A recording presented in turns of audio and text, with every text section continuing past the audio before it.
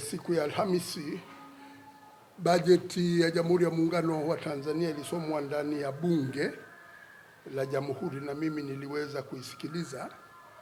Na hii bajeti ya mwaka 2025-26 ni bajeti ya 4 ya uongozi wa Rais Samia Suluhu Hassan aliyeapishwa tarehe 18 Machi 2021 kufuatia kifo cha Dr. John Pombe Magufuli, rais wetu wa awamu ya 5. Bajeti hii pia ni ya mwisho kabla ya uchaguzi mkuu wa Oktoba 2025.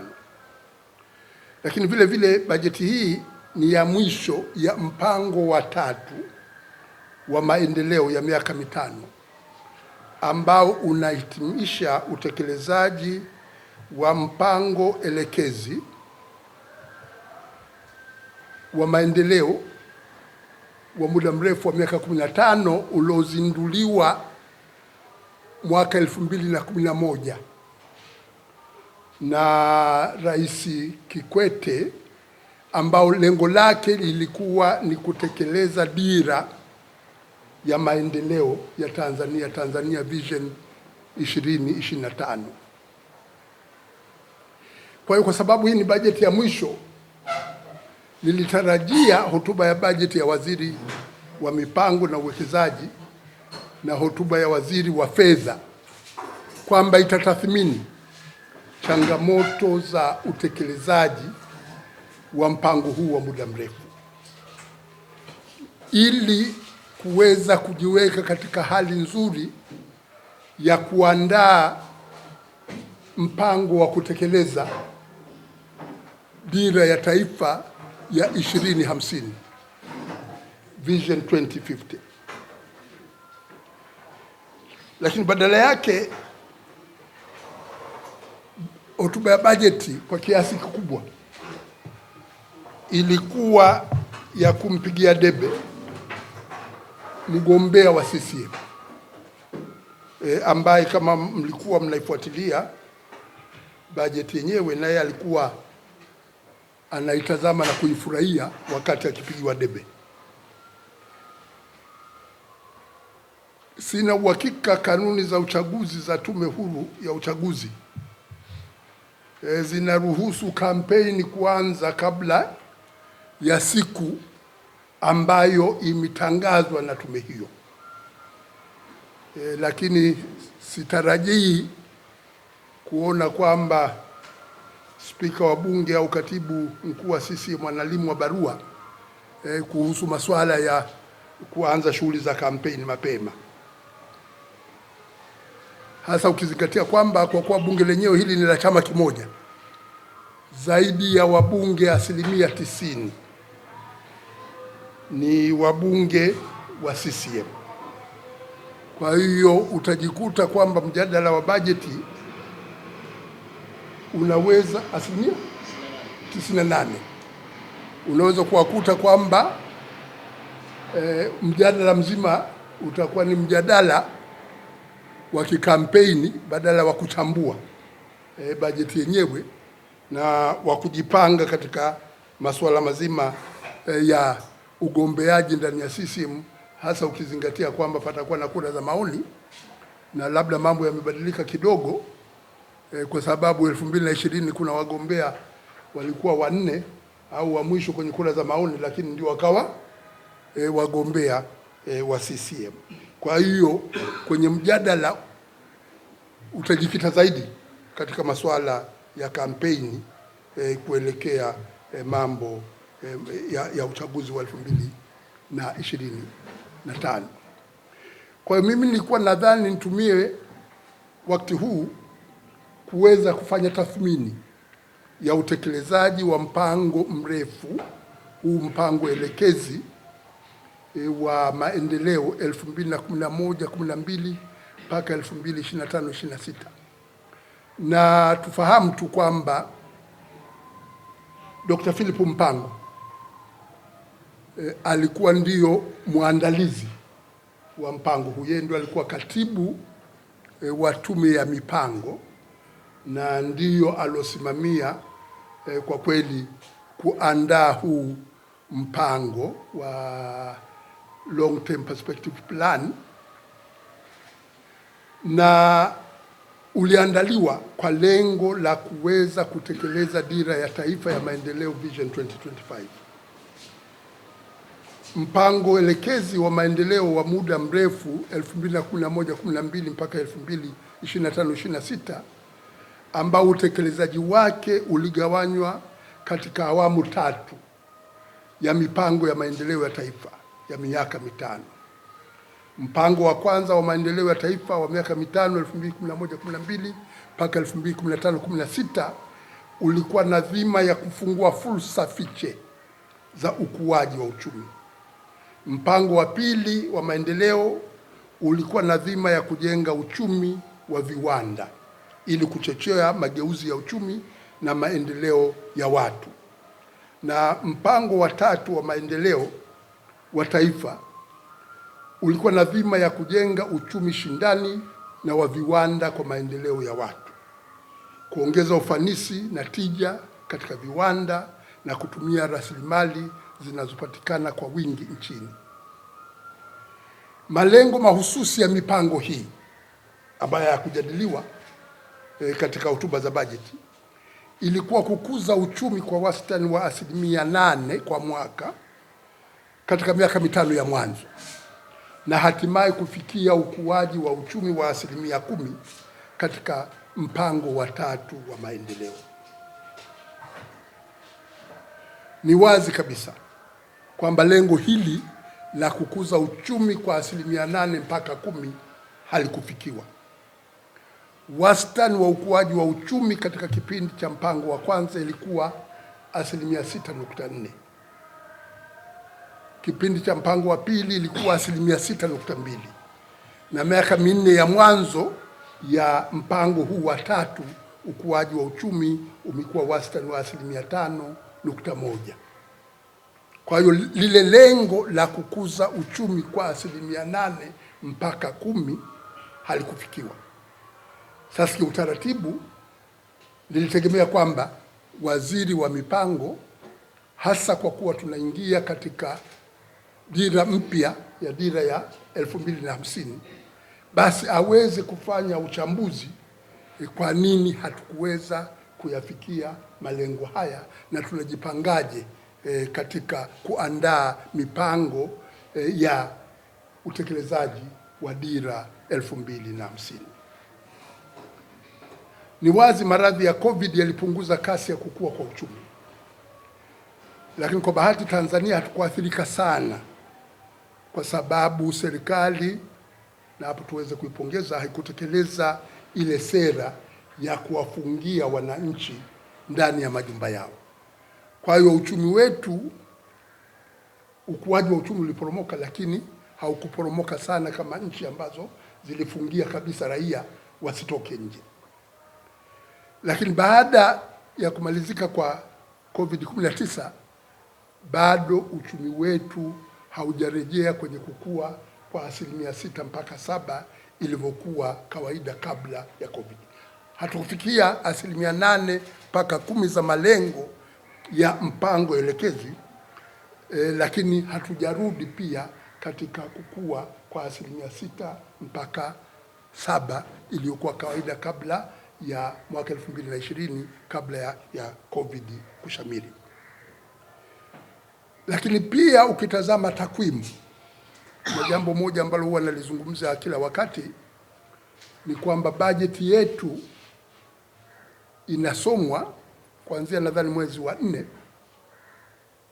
lakini kitabu cha hali ya uchumi wa taifa hakigawiwi mpaka wakati bajeti kuu ya serikali inasomwa. Kwa hiyo kitabu cha hali ya uchumi wa taifa kimetolewa kwa wabunge siku ya Alhamisi tarehe 12 nadhani iliposomwa bajeti. Sasa malengo ya kitabu hiki cha hali ya uchumi wa taifa ambacho kimekuwa kinatolewa siku za nyuma toka wakati wa ukoloni, wakati huo kilikuwa kinaitwa hali ya uchumi wa taifa background to the budget, kwamba economic survey background to the budget. Maana yake nini? Ni kwamba ni hii kitabu hiki kinachanganua sekta mbalimbali zilivyofanya kazi katika mwaka husika ndio kinachotumiwa kuandaa bajeti, kuongoza uandaaji wa bajeti. Sasa kwa watu wanaoijadili bajeti ni kwamba hiki kitabu cha hali ya uchumi wa taifa ndicho unachokitumia kuweza kujadili, kwa sababu kuna kila sekta, pana sekta ya kilimo, sekta ya viwanda, sekta ya afya, sekta ya elimu, zote zinafanyiwa uchambuzi ndani ya kitabu cha hali ya uchumi wa taifa.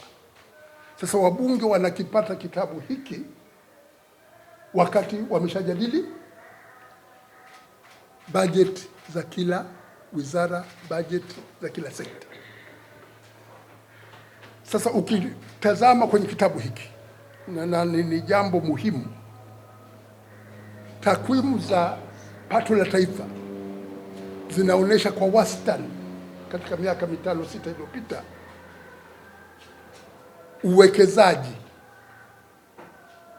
umechukua 40% ya pato la taifa. Uwekezaji wa 40% ya pato la taifa ni uwekezaji mkubwa, ni uwekezaji mkubwa. Wakati tunapoanza kujifunza uchumi chuo kikuu, kulikuwa na dhana moja inafundishwa kwa Kiingereza, inaitwa incremental capital output ratio. Maana yake nini? Inakueleza ukihitaji kuzalisha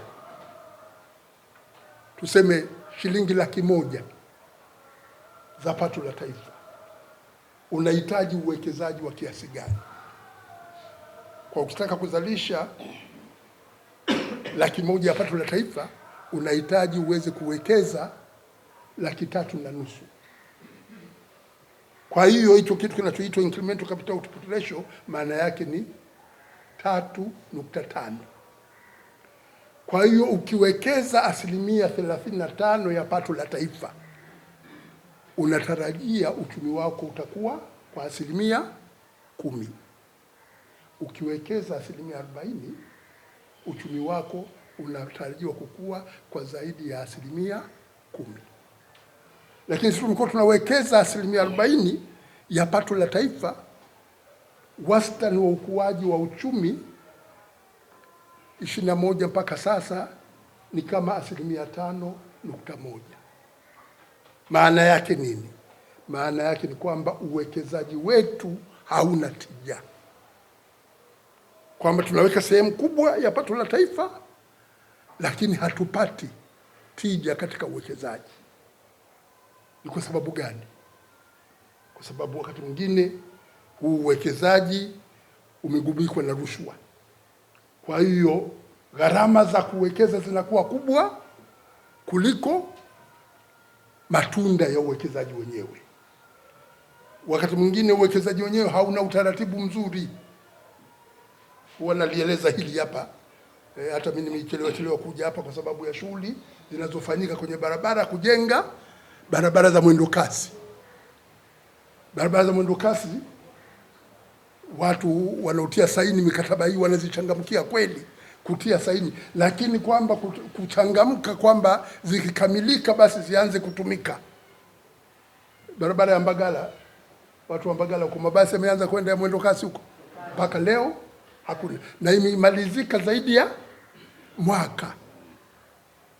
Kwa hiyo unakuwa ni uwekezaji umewekeza pale, lakini matunda hayajaanza kupatikana.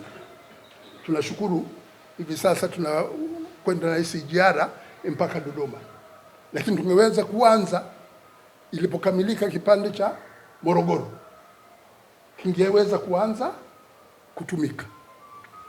Sasa uwekezaji wetu wakati mwingine unakuwa una tija. Tumefika SGR imefika Dodoma. Sasa Makutupora, sasa pana kipande cha Makutupora Tabora hakijamalizika, lakini kipande cha Mwanza Isaka kinaenda kwa spidi kubwa. Kwa hiyo unaweza kukuta kwamba kipande cha Mwanza Isaka kitamalizika kabla ya kipande cha Makutupora Tabora Tabora Isaka. Kwa hiyo utakuwa umewekeza lakini hautaitumia ile reli, ambapo kiutaratibu ilikuwa kama unahitaji kuanza kuitumia kila kipande kinapomalizika, ilikuwa uanze kukamilisha Dodoma Tabora kabla ya kuchangamkia Mwanza Isaka. Sasa utaratibu wetu wa uwekezaji au uwekezaji wa nani katika shirika la ndege, tunachangamkia sana uwekezaji kununua ndege na inatangazwa, lakini nchi za Ulaya zimebaini kwamba shirika letu linaloshughulikia mambo ya anga, Tanzania Civil Aviation Authority, kwamba haina uwezo wa kufanya uhakiki wa mashirika ya ndege. Kwa hiyo mashirika yote ya ndege ya Tanzania yaliyosajiliwa Tanzania hayaruhusiwi kupeleka ndege zao katika anga ya Ulaya, European Union. Imetangazwa hiyo, Umoja wa Ulaya. Sasa TCIA wamejibu kwamba sisi hatuendi huko, haitatugusa hiyo kwa sababu hakuna ndege zinazokwenda Ulaya. Lakini kwa sababu watu wanasikia kwamba mashirika yetu yana hawa watu wa Ulaya wana wasiwasi nayo, hata kule kwingine na kukwenda watu wanaweza kuwa na wasiwasi wa kuweza kupanda ndege zetu. Kwa hiyo unajikuta tunaingia katika kuwekeza kwenye mashirika ya ndege, shirika linapata hasara. Tunaambiwa pia taratibu zetu hazikidhi viwango vya kimataifa kuhakikisha kwamba mashirika yetu ya ndege yanafanya kazi ipasavyo. Kwa hiyo hili linaweza likaleta athari mbaya kwa wasafiri wanaokuja Tanzania, wakawa wanakwepa ndege zetu, wasipande ndege zetu pia. Kwa hiyo haya yote haya, unapofanya uwekezaji, namba zinaonyesha umefanya uwekezaji mkubwa, lakini usipokuwa makini kuhakikisha kwamba mambo mengine yanaenda vizuri, ule uwekezaji unaweza ukawa hauna faida ya kuongeza pato letu la taifa. Lakini pia pana miradi mingine mingi iliyokuwepo katika hii mipango ya maendeleo. Kulikuwa na mradi wa kusema kwamba lazima tuanzishe viwanda vya kutengeneza chuma, iron and steel, Liganga na Mchuchuma. Na hili ni jambo ambalo tumeanza sisi kulijadili. Nakumbuka mimi nikiwa mwaka wa kwanza chuo kikuu, palikuwa na Professor Justinian Roemamu, Professor Clive Thomas, tulikuwa tunajadili basic industry strategy, kwamba namna gani ya kuweza kuanzisha viwanda vya msingi, na Liganga na Mchuchuma ilikuwepo. Na Dr. Mpango aliiweka kama ni mradi wa kimkakati, lakini mpaka hivi sasa hakuna kilichofanyika. Kulikuwa na eneo la maendeleo ya kiuchumi la Bagamoyo. Bagamoyo Economic Zone says Bagamoyo Special Economic Zone. Uchambuzi wake, na mimi nilisoma kile kitabu, uchambuzi wake ulikamilika 2013 na Rais Kikwete aliweka jiwe la msingi la mradi huu pamoja na ujenzi wa bandari ya Bagamoyo. Nakumbuka hata speaker mstaafu alizungumza kwenye bunge alipoenda Uchina. Wachina walikuwa wanamuuliza kwamba sisi tunakumbuka mahusiano yetu na Tanzania, tuko tayari kujenga hii bandari, lakini serikali ya awamu ya tano ilipoingia, ule mradi ukawekwa kando. Mpaka leo bado linazungumzwa tu, haujafanyika. Katika miradi mingine ambayo ilizungumzwa ndani ya mipango hii ni kuweza kutumia gesi ya Mtwara kuanzisha viwanda vya mbolea, lakini nalo bado halijafanyika. Lengo lingine la mpango huu ilikuwa ni kuhakikisha kwamba tunakuwa na Tanzania ya viwanda, Tanzania ya viwanda, kwamba tuweze kuongeza uzalishaji viwandani, kwamba mchango wa viwanda kwenye pato la taifa uweze kuongezeka toka 9.9% ulipokuwa 2009 mpaka ufikia 23% ifikapo 2025. Hilo halikufanyika. Mchango wa viwanda umepungua badala ya kuongezeka. Takwimu za hivi karibuni nilizozitazama kwenye kitabu cha hali ya uchumi wa taifa, mchango wa viwanda ni 7.3%. Sekta ya viwanda ilitarajiwa kwamba iwe inaongeza ajira kila mwaka, alau ajira 135,000 mpaka 150,000. Sekta ya viwanda haiongezi ajira hata robo ya lengo hilo husika. Kwa hiyo unakuta kwamba mpango ulikuwepo kwa lengo la kusema kwamba Tanzania ya viwanda iwepo, lakini Tanzania ya viwanda bado ni ndoto, na swala hili halikufanyiwa uchambuzi na maelezo katika hotuba ya bajeti au hotuba ya mipango au hotuba ya bajeti yenyewe. Uchambuzi huo haukufanyika. Badala yake alikuwa na maelezo marefu ya kwa nini matatizo ya watu kwamba haya ni matatizo ya usalama yaliyopo yanashughulikiwa, yalishatokea siku za nyuma na yametokea hivi sasa, yanashughulikiwa na vyombo vyetu vya dola. Lakini vyombo vya dola hata vikishughulikia matatizo, basi unahitaji mfanye tathmini ya kwamba haya mambo yalisababishwa na nini na yalishughulikiwaje. Je, palikuwa na uvunjifu wa haki za binadamu na tunaweza kuyashughulikiaje mambo haya ili kuhakikisha kwamba mambo hayo hayajirudi tena.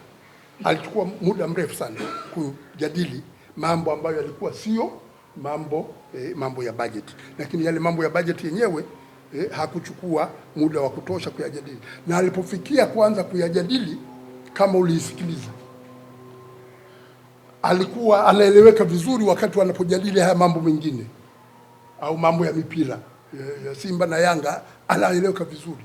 Akianza kujadili masuala ya kodi na sera, inakuwa umpati, umuelewi tunatoka wapi tunakwenda wapi.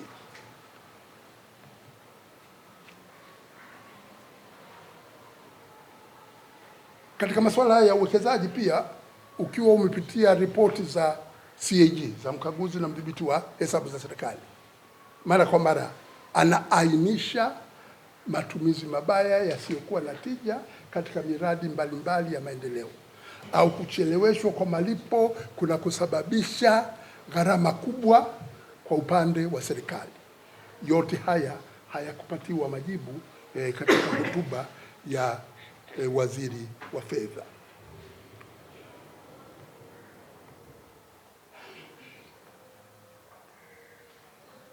Vile vile kuna miradi mikubwa ambayo imekuwa inazungumzwa kwa muda mrefu.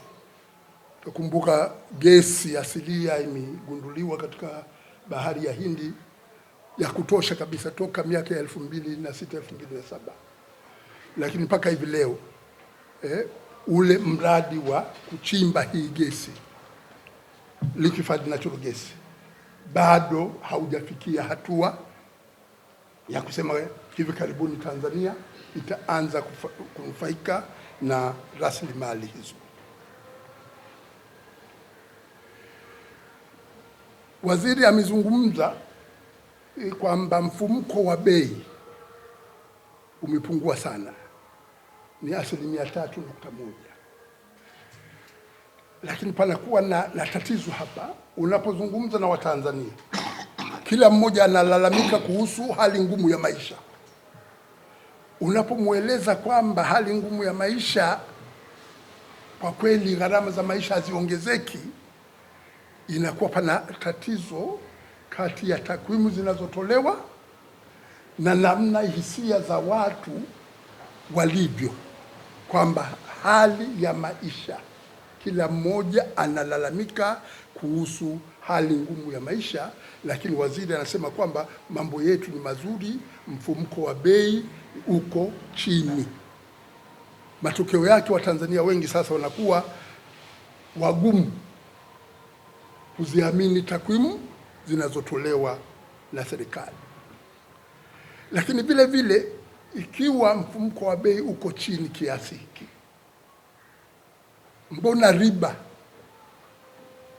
mtu akienda kukopa riba iko juu sana? Mswahili wa kawaida, ukienda kukopa, kwanza kupata na kukubaliwa kukopa ni kazi kubwa, na ukikubaliwa riba yako itakuwa sio chini ya 20%. Wastani wa riba za kukopa ambazo zinajumuisha wakopaji wakubwa ni 15.8, lakini kwa mwananchi wa kawaida akienda kukopa ni 20%. Sasa ikiwa mfumuko wa bei ni mdogo, mbona riba ziko juu sana? Kwa hiyo wachumi wanazungumzia riba halisi au real interest rate, ambao unachukua kile unachotozwa, unatoa mfumuko wa bei. Kwa hiyo riba halisi, kama unatozwa 20 na mfumuko wa bei ni 3%, maana yake riba halisi ni 17%. Sasa unapofanya shughuli ya kibiashara au ya uwekezaji, ili uweze kulipa mkopo, maana yake ni kwamba faida yako iwe zaidi ya 17%, au kwa bei ya kawaida iwe zaidi ya 20%, ndio uweze kulipa mkopo. Na ukilipa mkopo, maana yake ni kwamba wewe unabakia huna kitu. Kwa unahitaji upate faida kubwa kuweza kuhimili riba hizi. Lakini pia hotuba ya bajeti haijafanya uchambuzi na kueleza sera gani zinafanyika ili kuweza kupunguza hizi riba ambazo kwa wajasiriamali na wafanyabiashara wadogo imekuwa ni kikwazo kikubwa cha kuendeleza biashara zao. Lakini vile vile waziri amezungumza kwamba bana, deni letu sisi, deni la nje ni himilivu. Deni la nje ni himilivu. Lakini nchi yetu ina historia ya kuweza kupata matatizo ya madeni. Rais Mkapa alitumia kipindi chake cha kwanza kuweza tu kukamilisha masharti ili tupate msamaha wa madeni. Na pia tulipata msamaha wa madeni wakati wa awamu ya 4 ya Rais Kikwete. Sasa hapa sijui kama inaweza ikaonekana hii hapa. Sidhani kama inaweza kuonekana vizuri. Hii hapa ni ya ongezeko la deni la taifa. Ni picha ya ongezeko la deni la taifa kati ya 1970, inaonekana ni mbali sana, 1970 mpaka 2023. Hivi sasa deni la nje ni kama dola za Kimarekani bilioni 3.5. Tulipokuwa mwaka 1970 takwimu zilipoanza kukusanywa, deni letu la nje lilikuwa dola za Kimarekani milioni 170. Tukasamehewa deni miaka ya 2001 likapungua. Tukasamehewa madeni mwaka wa 2006, 2007, 2008 likapungua mpaka likafikia bilioni 4. Lilipungua mpaka lilifikia bilioni 4. Sasa ni bilioni, sio bilioni 35 dola za Kimarekani, bilioni 35 toka bilioni 4 2007 na 8, sasa limefikia bilioni 35. Kwa hiyo nani, hiyo ni 2023. Kwa ukienda mpaka 2024 itakuwa ni zaidi ya bilioni 38-39. Kasi ya kuongezeka deni inatisha, na tayari pamoja na kwamba waziri ameeleza deni la nje ni stahimilivu, hata hivyo kasi ya ukuaji wa deni la nje ni ya juu. Hali ya uchumi wa taifa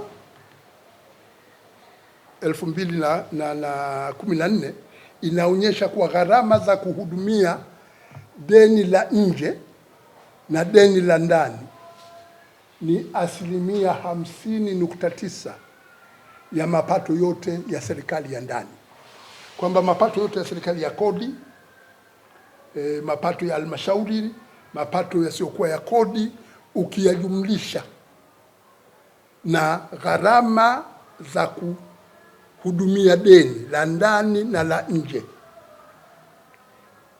zaidi kidogo ya nusu ya mapato ya ndani yanakwenda kwenye kugharamia deni.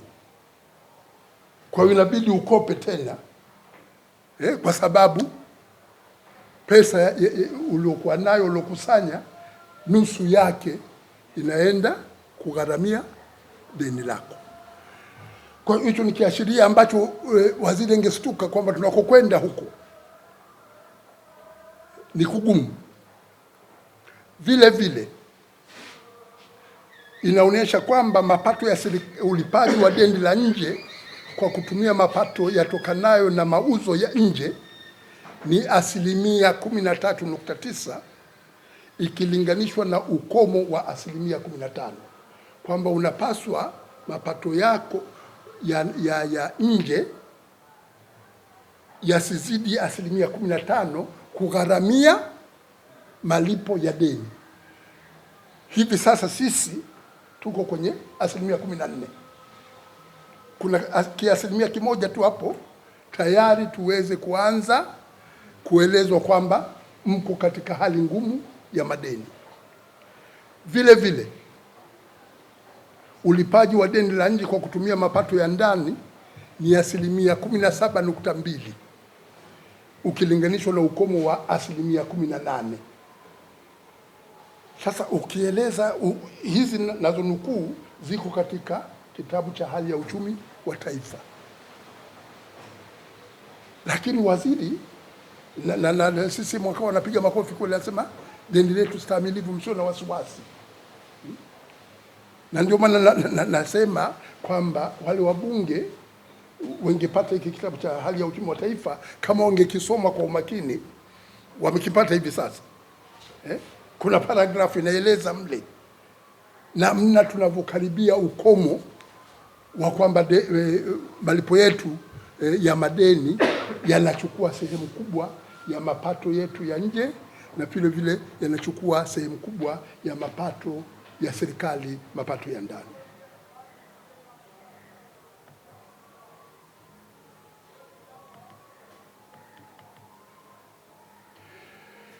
Sasa ukitazama bajeti,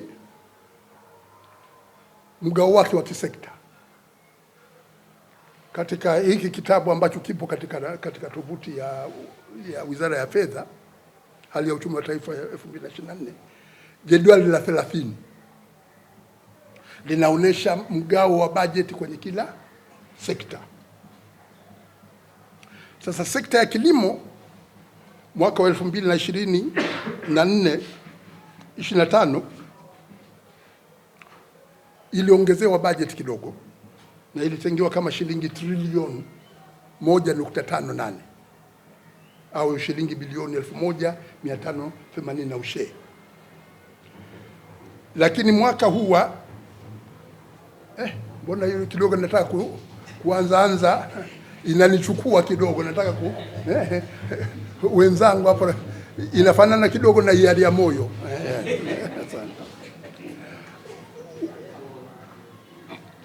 Sasa mwaka 2024-25 bajeti ya kilimo ilikuwa kama trilioni 1.61. Mwaka huu 25-26 imekuwa trilioni 1.58. Kwa hiyo imepungua kidogo.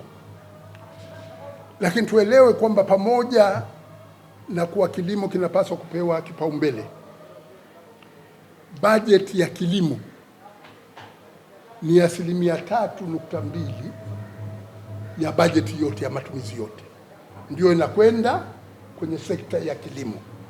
Ukitazama ile jedwali 30 lilioko katika kitabu cha hali ya uchumi wa taifa, na nchi za Kiafrika katika azimio la Maputo walikubaliana kwamba mwaka 2003 kwamba alau tutenge 10% ya bajeti zetu kwenye sekta ya kilimo. Lakini Tanzania mpaka hivi sasa mwaka jana ndio ilitengwa 3.6%, lakini haikutumika yote katika sekta ya kilimo, na mwaka huu bajeti ya maendeleo ya sekta ya kilimo imepunguzwa. Na ukitazama, sijui tuwaruhusu wapite kidogo. Naam. Dada Zainab, naona kichwa kina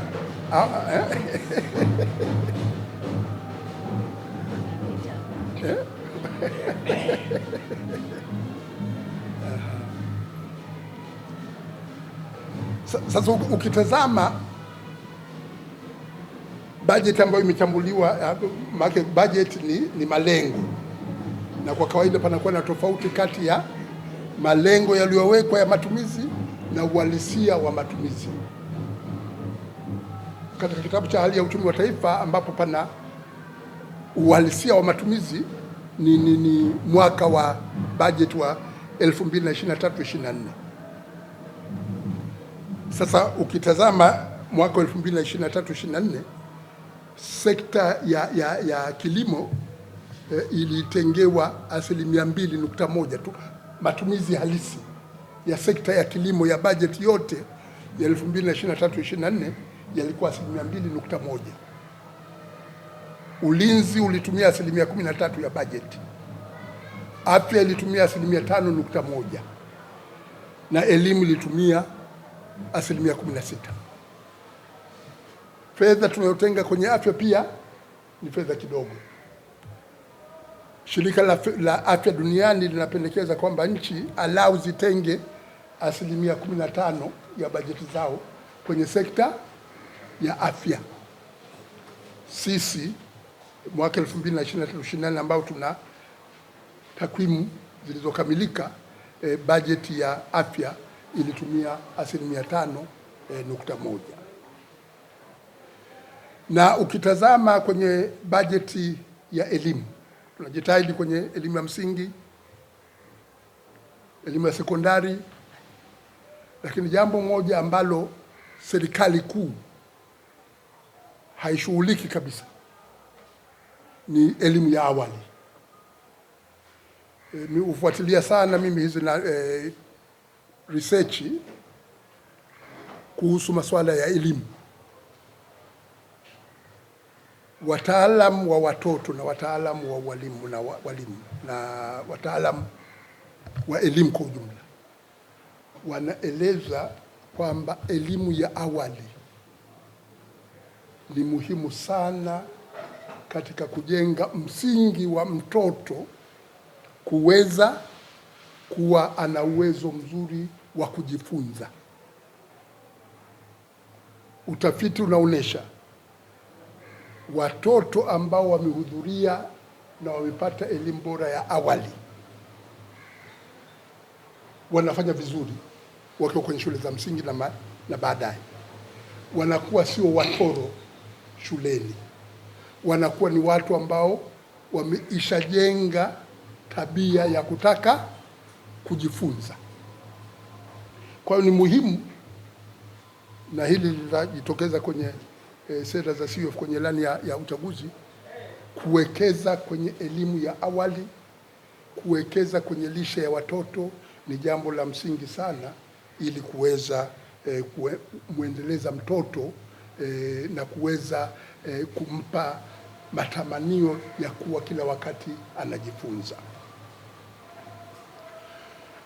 ukitazama mapato ya kodi inaelekea, na waziri amelizungumza hili, TRA inatarajia kukusanya shilingi trilioni 22.29 ukilinganisha na makadirio ya shilingi trilioni 21.97, ongezeko la 1.4 kati ya bajeti iliyotajwa iliyosomwa 2024/25 na makusanyo halisi mpaka ifikapo tarehe 30 Juni mwaka huu. Lakini hata hivyo, makusanyo ya TRA ni 12.6 tu ya pato la taifa. Kwa hiyo hayakidhi matumizi ya serikali, na kama nchi pia tuna tatizo.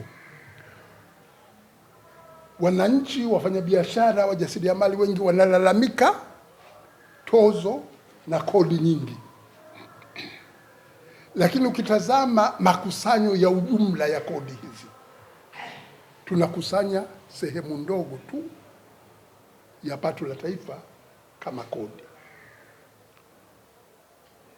Lakini vile vile tunakuwa na mabadiliko ya mara kwa mara ya kodi, na tena waziri anazungumza kwamba tumisamehe kodi hii ya ongezeko la thamani kwa mwaka mmoja.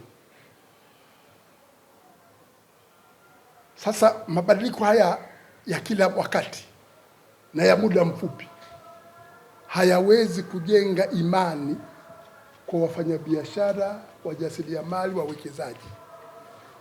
Unahitaji mfumo wa kodi ambao umetabirika, usiwe unabadilika. Nilitegemea kwamba kuna tume ya kodi inafanya uchambuzi wa mfumo gani wa kodi, kwamba labda taarifa zake za awali zingeanza kuwa zinapatikana kumsaidia waziri katika swala hili. Lakini kwa sababu wamejikita zaidi katika masuala ya uchaguzi, kwa hiyo namna gani ya kuweza kupata sera bora zaidi kwa mwaka huu imekuwa ni jambo ambalo liko kando. Wanasubiri ripoti hiyo. Kama wataiba kura, basi watazitumia hizo ripoti siku zijazo, lakini kwa sasa haionyeshi katika taarifa katika hotuba ya waziri wa fedha. Kwa hiyo tunahitaji tuweze kuwa na mfumo wa kodi unaotabirika.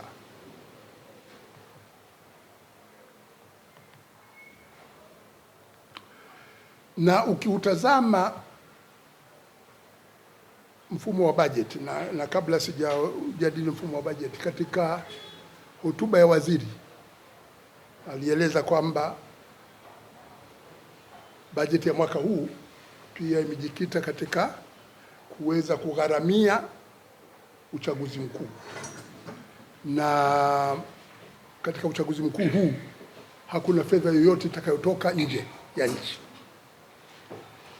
Mimi naelewa UNDP walihitaji kuisaidia serikali kugharamia baadhi ya gharama za uchaguzi ili serikali iweze kuwa na uchaguzi uliokuwa huru na wa haki. Serikali imekataa msaada wa bure wa shirika la kimataifa, shirika la Umoja wa Mataifa la maendeleo, kuisaidia serikali kugharamia uchaguzi mkuu. Sasa wamekataa kwa nini? Kwa sababu watu wakikusaidia, wanakusaidia kwa nia njema, kwa lengo la kufanya ule uchaguzi uweze kuwa huru na wa haki na uweze kuaminika miongoni mwa wapiga kura wa nchi yako. Kukataa msaada huo hauna riba, sio mkopo, kuhakikisha kwamba taratibu za uchaguzi zinakuwa nzuri. Serikali imekataa. Wala ungesema labda wa Marekani ndio wanaoleta msaada huo au Waingereza. ni shirika la Umoja wa Mataifa ambalo mwana CCM Dr.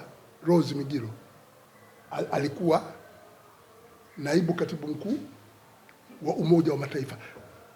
Shirika la maendeleo la Umoja wa Mataifa linahitaji kuisaidia Tanzania,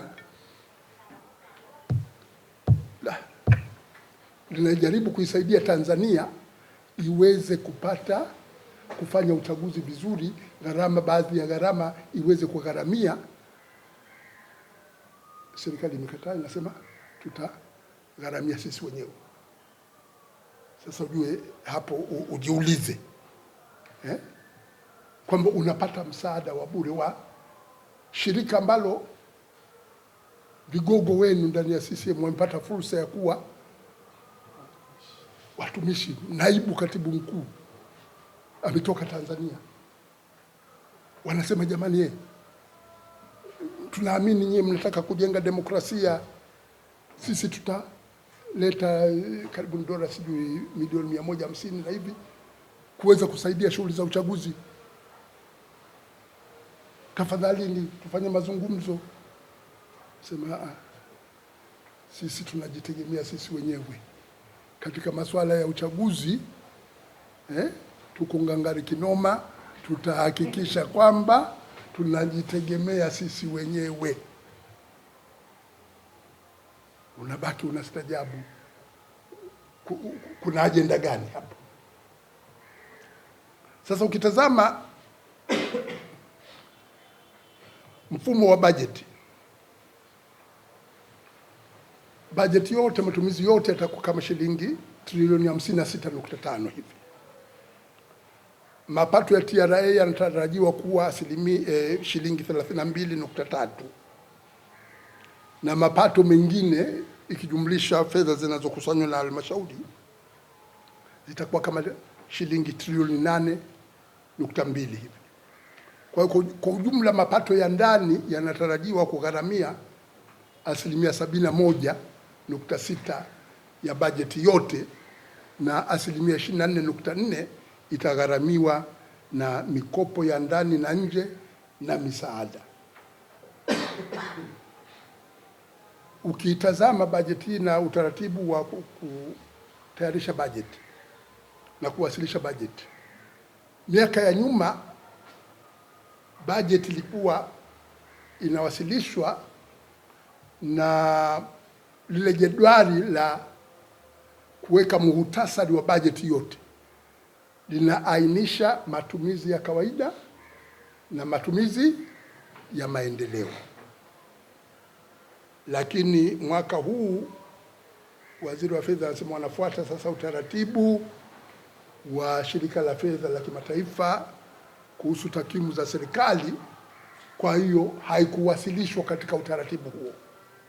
Haidhuru wizara zilipokuwa zinawasilisha bajeti zao zilikuwa zinazungumzia bajeti ya kawaida na bajeti ya maendeleo. Kwa hiyo ni vyema wabunge wamueleze waziri aweze kuiwasilisha ile bajeti katika vifungu vya maendeleo na vifungu vya bajeti ya kawaida, kusudi ule uchambuzi tuweze kuufanya tulivyozoea, kwa sababu kwa kawaida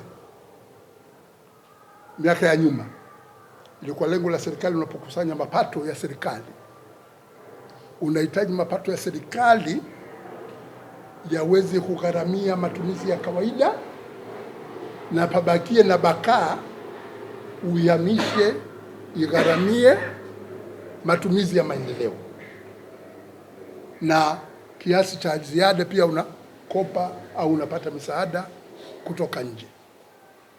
Na kwa muda mrefu mkuu bajeti yetu haikidhi mapato ya ndani, hayakidhi kugharamia matumizi ya kawaida na ulipaji wa madeni. Kwa hiyo kwa namna bajeti ilivyoandikwa na kuwasilishwa kwenye kitabu cha bajeti, hakuainisha matumizi ya maendeleo yatakuwa kiasi gani na matumizi ya kawaida yatakuwa kiasi gani. Kwa hiyo tulikuwa tunaomba kwamba ili wabunge alau wamhoji kwamba aweze kuainisha hilo. Kwenye bajeti za wizara walikuwa wanazungumza bajeti ya maendeleo itakuwa kiasi gani, bajeti ya kawaida ya matumizi ya kawaida yatakuwa kiasi gani, lakini kwenye bajeti kuu hilo halikuainishwa. Kimsingi, ndugu waandishi, bajeti yetu hii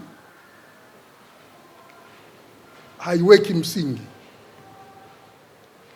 wa kuweza kuandaa utekelezaji wa mipango itakayokuja ili kutekeleza Dira ya Taifa ya Maendeleo ya 2050. Sisi ndani ya CUF katika ilani yetu ya uchaguzi itafafanua mkakati wa kuongeza ufanisi wa mapato ya serikali ala kufikia 20% ya pato la taifa, ikiambatana na ukuaji wa pato la taifa la wastani wa 10% kwa mwaka katika kipindi cha miaka mitano. Lengo kuu itakuwa mapato hayo kufikia 20% ya pato la taifa, lakini pia kuweka taratibu nzuri kuhakikisha kwamba uchumi pia unakuwa kwa wastani wa 10% kwa mwaka. Na tunategemea tuweze kufanya mageuzi katika sera za kodi, kupanua wigo wa kodi, kufanya maboresho katika viwango vya kodi, kuboresha usimamizi na ukusanyaji wa kodi, kuimarisha mamlaka ya mapato ya kodi, kupambana kutumia teknolojia ya kidijitali katika ukusanyaji wa kodi, lakini pia kupambana na ukwepaji wa kodi na rushwa, na swala la misamaha ya kodi ambayo inatolewa kiholela kuweza kuifanyia tathmini ya kutosha na kuweka mazingira wezeshi kwa ukuaji wa uchumi, pamoja na kuhamasisha wajasiriamali wadogo na wakati kuweza kushiriki katika sekta iliyo rasmi. Kwa hiyo mambo haya tutayafafanua kwa kina kwenye ilani yetu ya uchaguzi. Lakini pia tutafanya, kwa kuwa wenzetu wameshatoa ilani yao ya uchaguzi, wiki ijayo tutaifanyia uchambuzi ilani ya uchaguzi ya CCM, kwa sababu wametufungia ngulai kweli kweli ndani ya ilani ya uchaguzi. Kufungia ngulai ni watu wa Tabora tu labda ndio wanajua hiyo, ni kwamba unadanganywa. Matoko wanatueleza hivi sasa, kwa mfano wanasema kuna watalii zaidi ya milioni 5 ndani ya ilani. Ukitazama kitabu cha hali ya uchumi wa taifa kinaeleza watalii milioni 2. Kwa hiyo kuna mambo mengi humo wametufungia ngulai. Tunahitaji kuja kuyachambua uhalisia wake kusudi Watanzania alau waweze kujua hili. Lakini ni muhimu kwamba tuweze kuelewa, na watu, bajeti sio kitu rahisi kukisoma. Ndio maana nimejaribu kufanya uchambuzi huu nadhani kwa lugha ya kawaida ili kuwawezesha wengine pia kuweza kuelewa ni yepi mambo gani yanaendelea. Nawashukuru, asanteni sana.